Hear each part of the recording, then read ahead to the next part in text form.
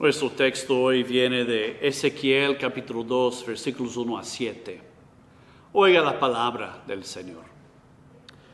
Él me dijo: mortal, párese, y yo hablaré contigo. Y cuando me habló, se me entró un espíritu y me colocó de pie. Y le escuché hablándome diciendo: mortal, le envío a la gente de Israel, a una nación de rebeldes. Se han rebelado en contra mío. Ellos y sus ancestrales me agredido hasta este día. Los descendientes son impudentes. Yo les estoy enviando a ellos, y a ellos tú les dirás: así dice Yahweh el Señor. Si ellos escuchan o se rehusan a escuchar, pues son una casa rebeliosa, ellos saberán que ha habido un profeta en su medio.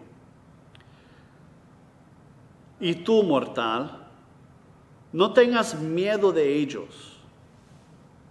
No tenga miedo de sus palabras, pues aunque agujeres estén a su alrededor y vive entre los escorpiones, no tengas miedo de sus palabras y no dismaye a sus miradas, pues ellos son una casa rebeliosa. Tú les dirás mis palabras a ellos, sea que le escuchen o recusan escuchar, pues son una casa de rebeldes. Palabra de Dios al pueblo de Dios. Gracias a Dios. Predicar es un llamado un tanto raro. Por un lado, soy llamado a decirles lo que ya más o menos saben, ¿no? Y por otro lado, estoy incumbido de decirles cosas que no quieren escuchar. Nadie realmente quiere que hablemos de las cosas más difíciles del Evangelio. Las palabras más directas, por decir, de Jesús. No queremos realmente abarcar esos temas que no tienen ya camino en nuestro día a día, en nuestro vivir. ¿Cómo vamos entonces a decir las palabras que Dios tiene para nosotros, el mensaje suyo, a un mundo que tampoco quiere escuchar, pero que reconoce que nosotros, los mensajeros de Dios, no queremos repartir ese mensaje de forma directa? ¿Cómo podemos esperar que el mundo acepte lo que nosotros mismos no aceptamos? El llamado a Ezequiel fue un llamado que vino con una alerta.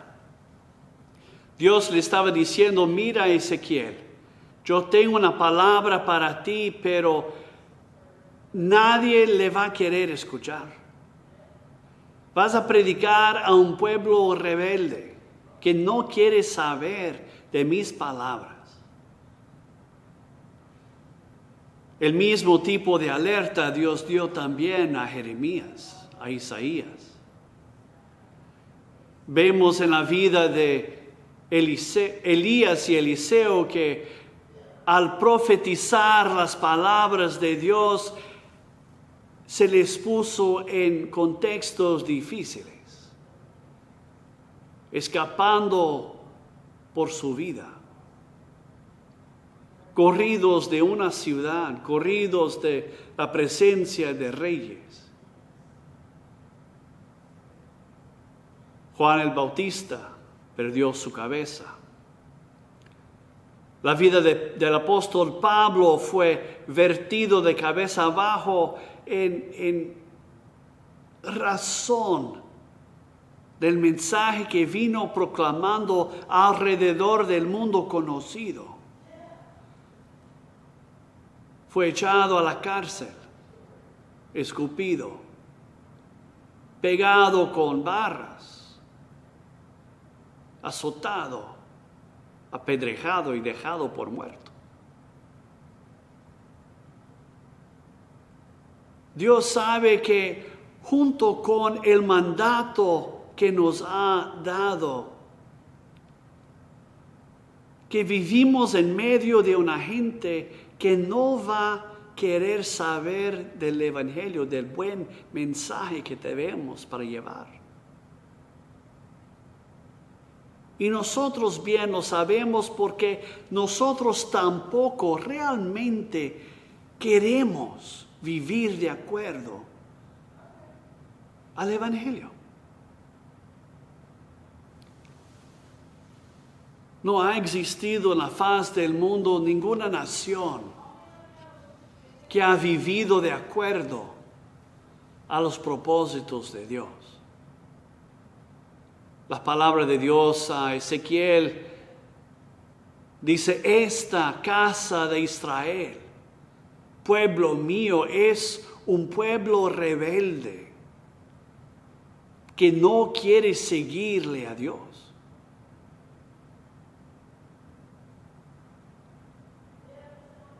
La palabra para la iglesia hoy es igual. Nosotros somos un pueblo rebelde, que no queremos realmente escuchar y aceptar la palabra de Dios para nuestras vidas. Por supuesto, hay aspectos de la palabra que agarramos y nos aferramos a ellos de muy buen grado, pero ni todo. Nos gusta decir que nosotros somos mejores que otros grupos de personas. Las naciones de la faz del mundo hacen esto. Podemos decir en los 245 años de los Estados Unidos de América que hemos hecho buen progreso, que hemos erradicado legalmente la esclavitud. Hemos declarado por fuerza de ley que el trabajo manual de niños no es aceptable. Hemos defendido la causa de obreros que necesitan ser tratados con cierta dignidad. Hemos defendido que los niños necesitan la oportunidad gratis para aprender y estudiar. Y en tantas áreas del vivir hemos trabajado por causas de justicia. Hemos hecho mucho progreso en los últimos 245 años. Pero es progreso aún incompleto. Si miramos con un ojo un poco más atento, llegamos a la conclusión con George Orwell de que sí, ante la ley todos somos iguales, pero algunos son un poco más iguales que otros. No hemos llegado a ser lo que queremos pensar que somos. como nación, tampoco como iglesia. Cuerpo de Cristo unido en nombre, pero aún manteniendo ciertos aspectos del Evangelio a cierta distancia, para que no nos afligen demasiado.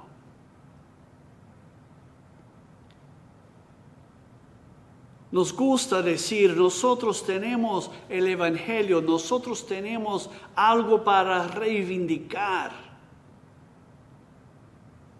Pero la realidad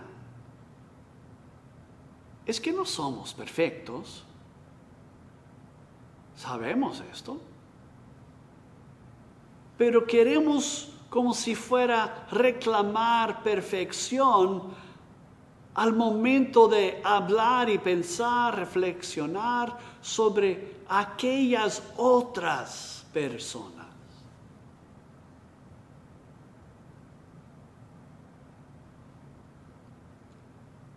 El problema es que he visto lo mismo en México y también en Brasil, donde he vivido.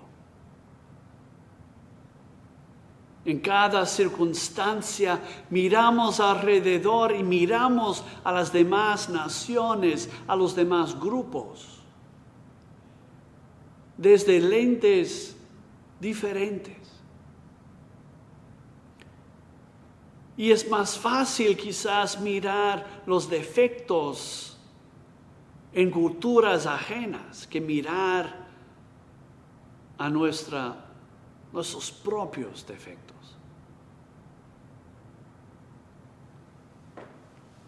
Los jóvenes en Brasil, en las iglesias, pueden enseñar mucho a las iglesias americanas referente al celo por prepararse y ministrar como siervos de Dios.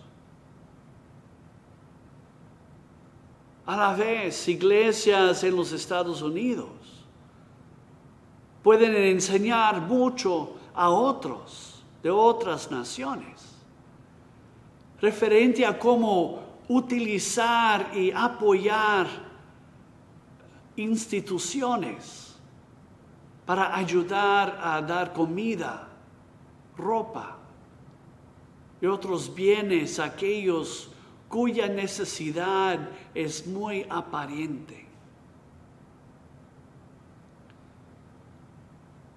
Podemos mirar en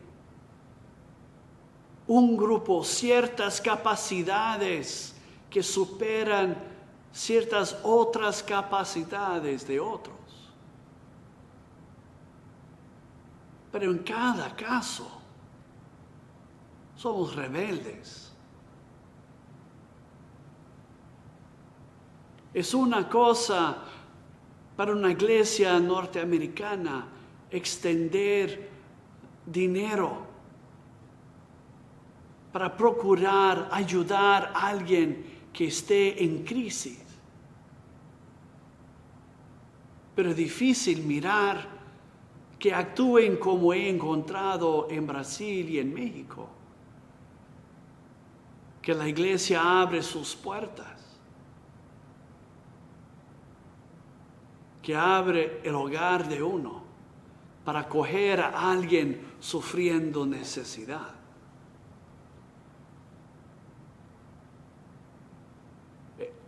La forma que aprovechamos el Evangelio es distinto de una cultura a otra, pero el hecho de que tenemos nuestros méritos específicos no quiere decir que hemos adoptado el Evangelio por completo. Es muy fácil para un brasileño criticar a los de los Estados Unidos, que dicen que la vida es santa y debe ser protegida, mientras viven en una democracia que utiliza la pena capital sin mucho pensar.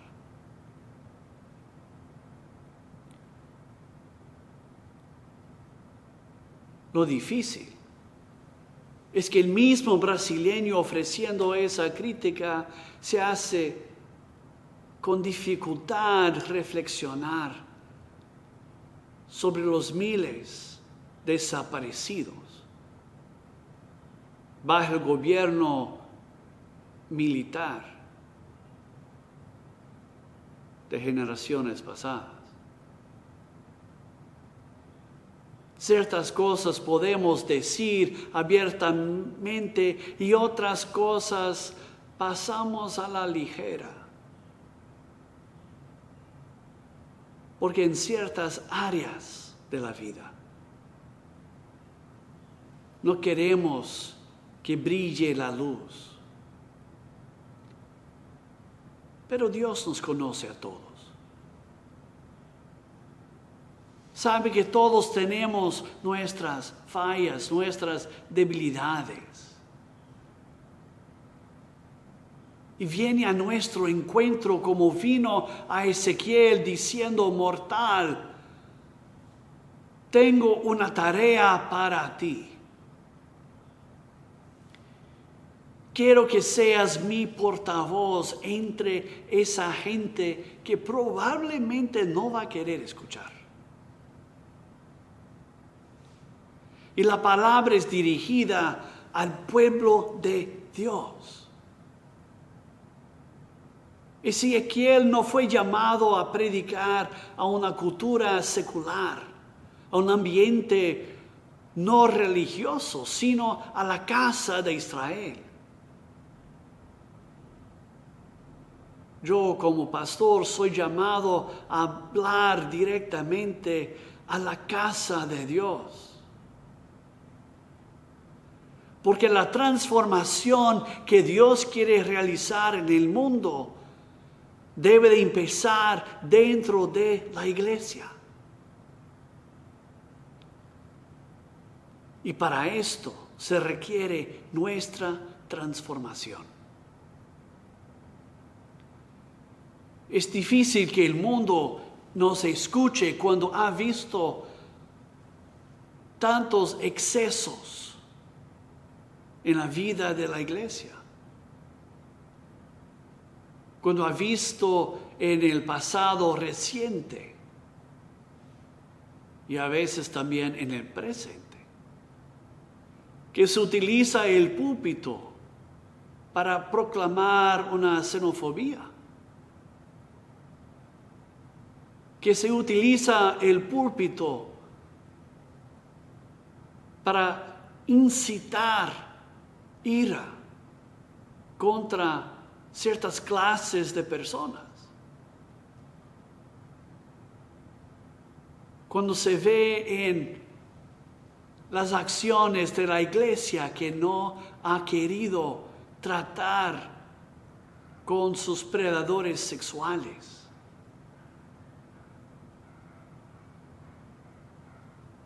Somos una casa rebeliosa. Y tenemos que reconocer nuestra rebelión para dejar que Dios actúe en nosotros y por medio nuestro. El mensaje de Dios a Ezequiel, su llamado, no era apenas para él. Él debería simplemente predicar a Israel para que Israel se juntara consigo en proclamar también la misma verdad de Yahvé. Yo soy llamado para predicar, pero para predicar a una iglesia y en una iglesia que tiene el mismo llamado mío, de testificar al Evangelio de Jesucristo, de dejar que Dios transforme nuestras vidas desde nuestro interior, para que en consecuencia nuestra sociedad, nuestra comunidad sea también transformada. pero empieza con nosotros. Empieza en que dejamos de ser una casa rebeliosa. El mensaje no es que somos superiores, sino que somos llamados. Que fuimos encomendados con un mensaje de transformación.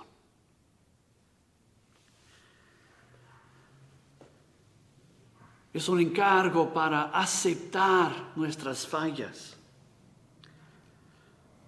Hacer espacio para que Dios nos transforme. Que podamos entonces guiar a otros en ese mismo paso.